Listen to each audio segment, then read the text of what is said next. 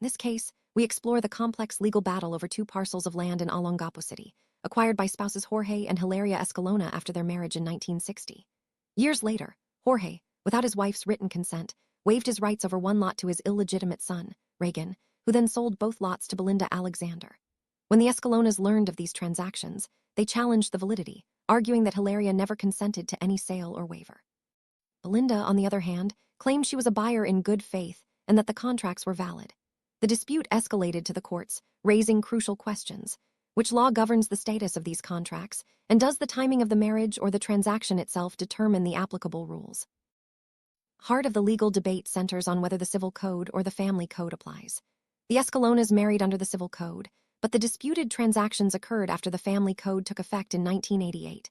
Under the civil code, a sale of conjugal property without the wife's consent is voidable, not void, and can be annulled within 10 years.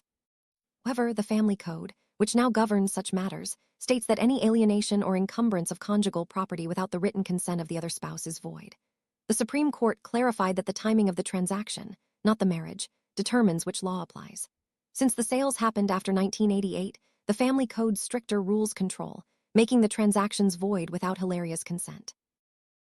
Ultimately, the Supreme Court ruled that the sales and waivers executed by Jorge and Reagan in favor of Belinda were void due to the lack of Hilaria's written consent, as required by Article 124 of the Family Code.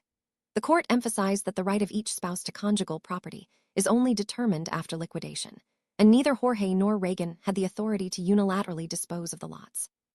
Furthermore, Belinda was not considered a buyer in good faith, as she failed to investigate the absence of spousal consent. However, the court also recognized fairness.